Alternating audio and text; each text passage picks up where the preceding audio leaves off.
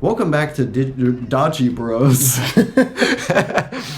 No! You did it again? No, I didn't. You keep getting wrecked. Wrexham. I'm trying. It's because I'm trying to, I'm trying too hard. I should be You're a tryhard. Yeah. Yeah. I should just be trick spamming.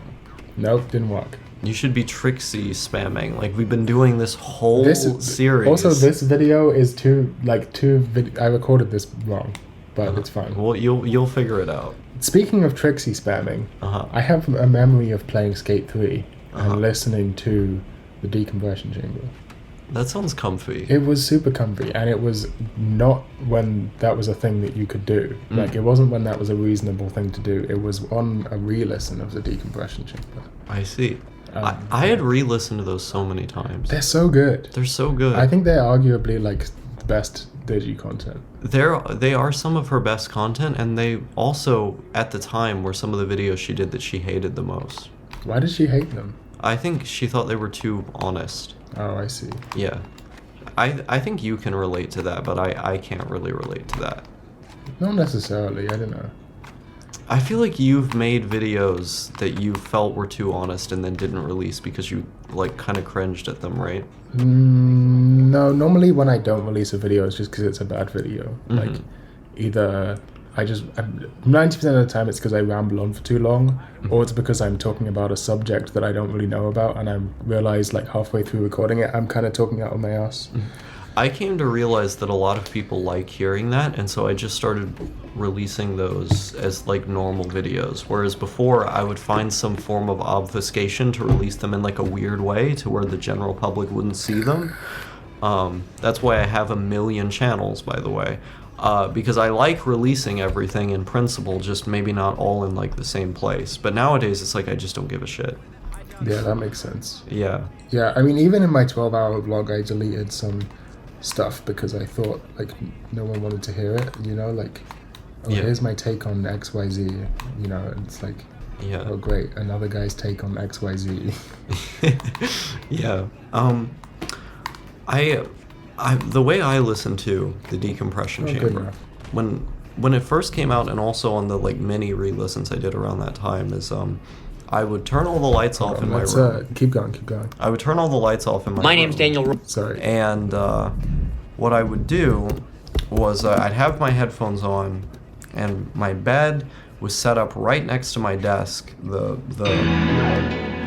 wire, not the TV show, but the wire from my headphones was protruding from the PC, just over to the bed, and I was I was sitting there, fully immersed in everything she was saying, just with my eyes closed. And I remember, every time an episode would come out, it would be close to nighttime in the U.S. At Central Time.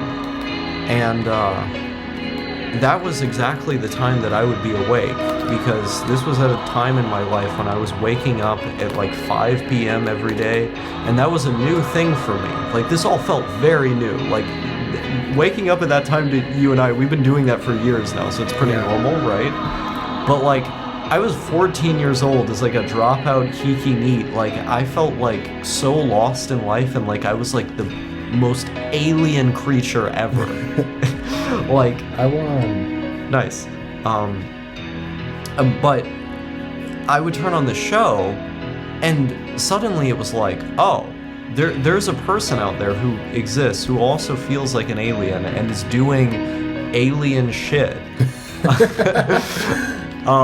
And maybe that's not such a bad thing, or if they feel like it's a bad thing, I have someone to feel like it's a bad thing with. And that's why the memories I have with that show are so prominent. It's because that content, you could make this you could tell this general kind of story about a lot of the videos she was doing at the time, but those in particular, I think they were so personal that they were able to connect on that level more than any other content she was doing. Yeah, I agree. Yeah. I'm an alien too. Yeah, we're all alien observers here. Yeah. We're looking at the world like we're on some kind of dissociative, except it's just our brain. It's a very common autism thing. That's true. When I make a point, I sound like Nick Fuentes. I feel like this has to be the episode where we talk about decompression chamber. We can call it No Suckers Decompression Chamber. I agree. Yeah, I mean, I love it. I mean, I think I've listened to the whole thing through like 3 times, like all of them, which is probably not as many as you have. But, it's not as many times as I've like seen insomnia analysis, for example. Yeah. But honestly, the decompression chamber holds up way better than insomnia analysis because of its honesty. Yeah. Oh yeah, for sure. Like, and also, I have this broader problem with a lot of like Dodgy's old stuff. I don't know if you have the same thing. I put it on and I try to watch it the way that I did back then, and I just can't focus. Do you have this? You say this a lot. I think what you mean by I just can't focus is it's boring. Yeah. Yeah, I also find not all of it. Some of it I don't find boring. Still, like I actually just a couple days ago, because I was watching, we were watching Sesame-san Ganbara Mai. Yeah. Which you can find on my channel. The laying around watching. God, what are we doing? What is happening here? We've just been copying Dodgy, bro. Like for we stopped and now we've started again. What is happening? It's been the same shit for the last like 6 years, I swear. The cardistry thesis, you made that in like what, like 2016? That was insomnia analysis, right? That was insomnia analysis. It's the same shit. It's the same goddamn shit. We've built, okay, how many conversations have we had where one of us goes, X is getting lazy with its meta? Oh, all the time. And both of us know exactly what it means. Honestly, like, I don't think having a Dodgy phase was a bad thing in my life. No, I don't think so I either. think it was a great thing. Yeah. Like, as cringe as it was towards the end. You're just making Andrew Tate. I don't know what I'm